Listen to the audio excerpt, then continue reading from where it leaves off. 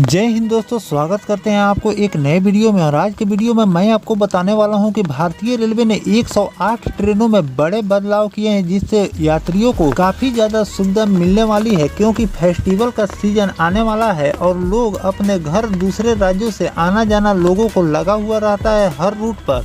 तो इसके लिए भारतीय रेलवे ने 108 ट्रेनों में बड़े बदलाव किए हैं। तो कौन से बदलाव भारतीय रेलवे ने इन 108 ट्रेनों में की है, इसके बारे में मैं आपको जानकारी देने वाला हूं। और साथ में मैं आपको एक और जानकारी देने वाला हूं, जो कि भारतीय रेलवे जो नई नवेली ट्रेन वंदे भारत का निर्माण कर रही है, स्लीपर वंदे भारत का निर्माण की है। स्लीपर वंदे भारत को भारतीय रेलवे बहुत जल्द लॉन्च करने वाली है। साथ में आपको वंदे मेट्रो की भी लॉन्चिंग देखने को मिल गई है। तो अब भारतीय रेलवे एक और नई ट्रेन का संचालन करने जा रही है, जिसमें आपको वंदे भारत जैसी सुविधा तो भारतीय रेलवे प्रोवाइड उस ट्रेन में कर रही है। साथ में आपको जो वंदे भारत में फेयर भारतीय रेलवे लेती है, उससे कई गुना कम फेयर आपको इस ट्रेन में देकर आप अपने सफर को पूरा कर सकते हैं। बाकी सुविधाएं आपको पूरी वंदे भारत की जैसे इस ट्रेन में मिलने वाली है।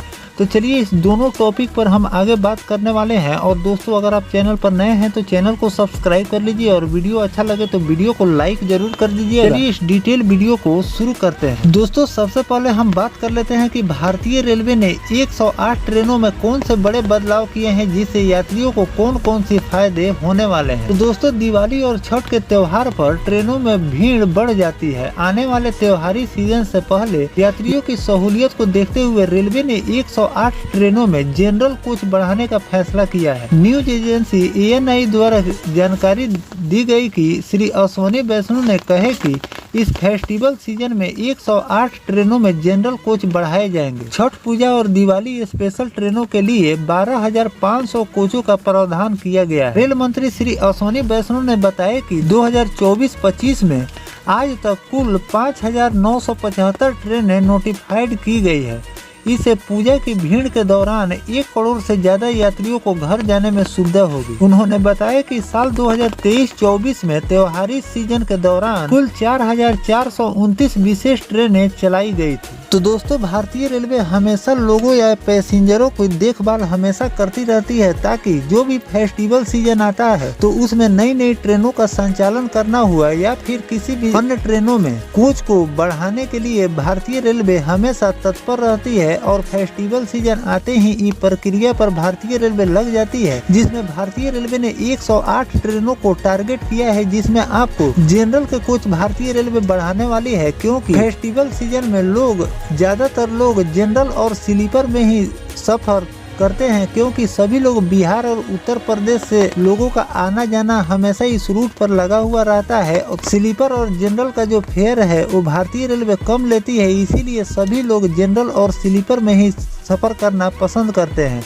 तो इन सभी बातों को ध्यान में रखते हुए भारतीय रेलवे हमेशा जनरल और स्लीपर के कोच ही ज्यादातर ट्रेनों में इन कोचों की बढ़ोतरी करती है। साथ में ऐसी बात नहीं है कि केवल जनरल और स्लीपर के ही कोच लगाए जाते हैं। ट्रेनों की डिमांड और लोगों की टिकट बुकिंग को देखते हुए भारतीय रेलवे इसमें AC के भी कोच बढ़ाती रहती है। जिस ट्रेन में ज्यादातर AC के कोच सीट वेटिंग लिस्ट में जाते हैं, इन सब बातों को ध्यान में रखते हुए भारतीय रेलवे अलग अलग ट्रेनों में अलग अलग के कोच हमेशा बढ़ाती रहती है, ताकि लोगों को आने जाने में किसी भी प्रकार की कोई दिक्कत ना हो। साथ में उन लोगों को कंफर्म टिकट मिलता रहे। तो इन सब बातों को ध्यान में रखते हुए भारतीय रेलवे ने इस फेस्टिवल सीजन में 108 ट्रेनों में जनरल के कोच लगाने जा रही है। इस पर और रिपोर्ट भारतीय रेलवे द्वारा जारी किया जाएगा, तो वो भी जानकारी मैं आपको देता रहूंगा। फिलहाल जो जानकारी आया था उसी के आधार पर मैंने आपको बताया है। जिन जिन ट्रेनों के भारतीय रेलवे द्वारा लिस्ट जारी किए जाएंगे वो भी मैं आपको लगातार शेयर करता रहूंगा कि कितने कोच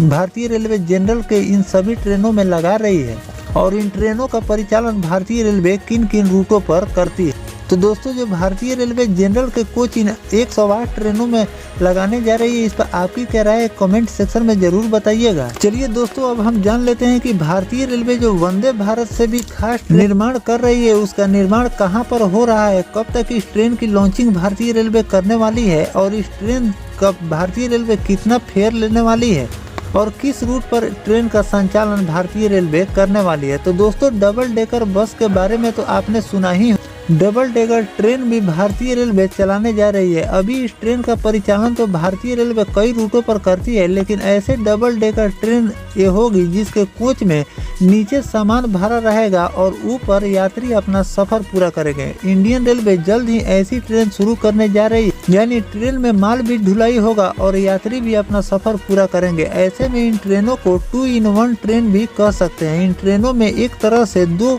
काम। भारत में पहले ही से डबल डेकर ट्रेन चलाई जा रही है, लेकिन इसकी संख्या बहुत ही कम है और बेहद कम रूटों पर इस ट्रेन का परिचालन किया जाता है।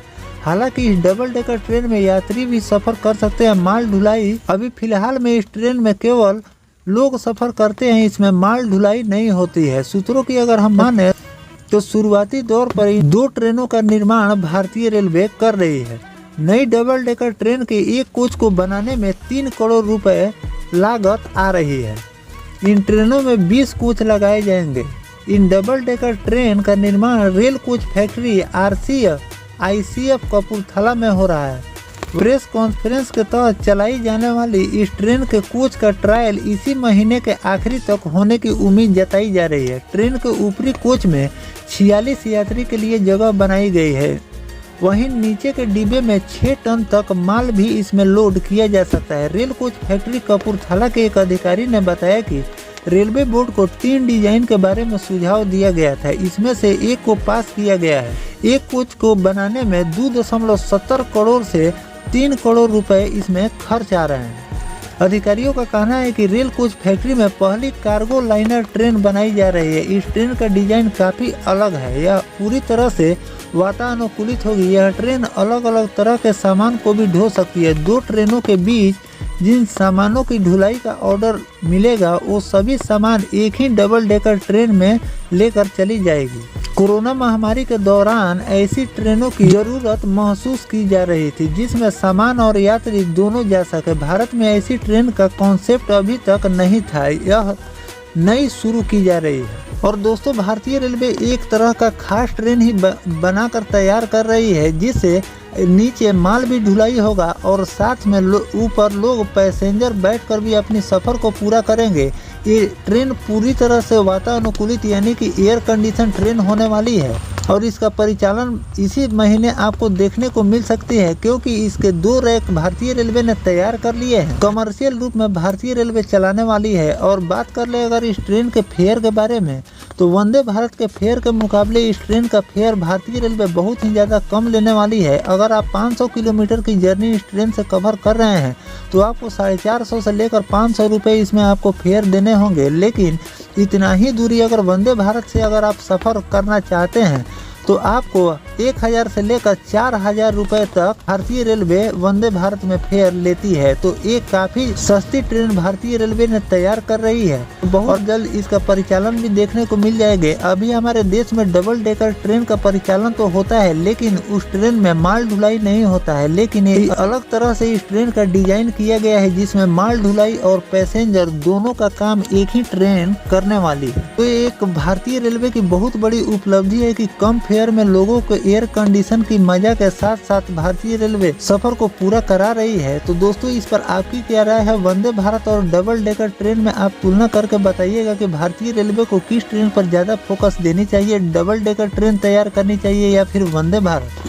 फेयर के हिसाब से अगर हम देखें तो वंदे भारत महंगा ट्रेन है और डबल डेकर जो ट्रेन है जो भारतीय रेलवे लॉन्च करने वाली है ये सस्ती ट्रेन है। तो इस पर आपकी क्या राय है? कमेंट सेक्शन में जरूर बताइएगा। इसके ट्रायल के संबंधी और कोई जानकारी आएगा भारतीय रेलवे की तरफ से तो वो भी जानकारी मैं आपको लगातार देता रहूंगा। फिलहाल दोस्तों, ये जानकारी आपको कैसा लगा कमेंट सेक्शन में जरूर बताइएगा। मिलते हैं किसी नेक्स्ट टॉपिक कोई नई जानकारी के साथ, तब तक अपने भाई को दीजिए इजाजत। जय हिंद, जय भारत, वंदे मातरम।